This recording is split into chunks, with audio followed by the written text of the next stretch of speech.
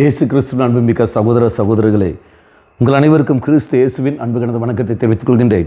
இன்று நற்செய்தி பாகமானது லூக்கா நற்செய்தி 6ஆம் அதிகாரம் 27 முதல் 38 வரையுள்ள திருவாக்கியங்கள்.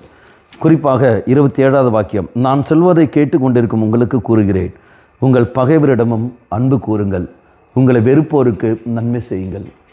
மிகவும் கடினமான ஒரு செயல், பகைவரை அன்பு செய்வதும் நம்மை வெறுப்போருக்கு நன்மை செய்வதும். ஆனால் இறைவன் சொன்னார் என்றால் அது அவர் செய்து காட்டியிருக்கின்றார். தன் நண்பனுக்காக உயிரை கொடுப்பதை விட மேலான அன்பு வேறு எதுவும் இல்லை சொல்லிக்கொண்டு தன்னை வெறுத்தவர்களுக்காக தெய்வம் உயிரை கொடுத்திருக்கின்றார். நன்மை செய்தவன் தன்னை காயப்படுத்துவதற்கு நன்மை செய்திருக்கின்றார். ஈட்டியால் குத்தியவன் பார்வையற்றவனுக்கு, ஒரு கண் இல்லாதவனுக்கு மீண்டும் நன்மையை செய்து கொடுக்கின்றார். அப்படி என்றால் தெய்வத்தை பின்பற்றுகிற நீங்களும் நானும் இது செய்ய கடமைப்பட்டிருக்கின்றோம். அதான் வாசிக்கிறோம். நம்ம எல்லோருக்கும் தெரியுமில்ல, யோவான் நற்செய்தி 13ஆம் அதிகாரம் 13ஆம் வாக்கியம், நீங்கள் என்னை ஆண்டவர் என்னும் போதகர் என்று சொல்கிறீர்கள், உண்மைத்தான், நான் ஆண்டவர் தான், போதகர் தான்.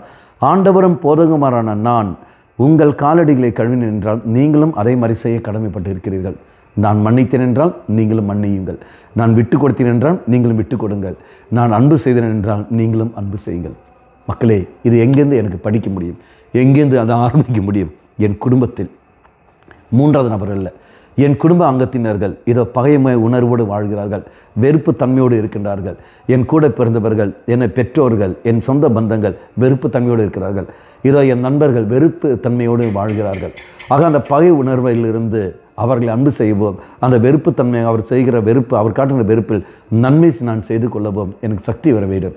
தூயாவின் துணை இருந்தால் மட்டும்தான் முடியுமே ஒழிய மனிதனுடைய சிந்தனையோ மனிதனுடைய அறிவு அல்ல.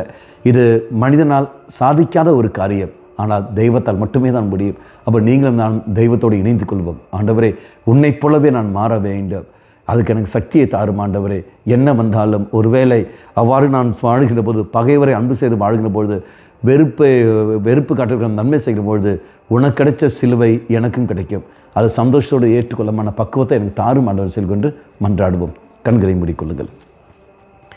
நல்லவனாய் தெய்வமே, சிலுவை சாவை ஏற்கும் அளவுக்கு இதோ எங்களை நாங்கள் தயார்படுத்துகின்றோம்.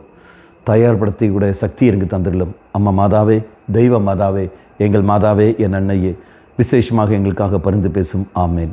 தந்தை, மகன், தூய ஆவியாரின் பெயராலே ஆமேன்.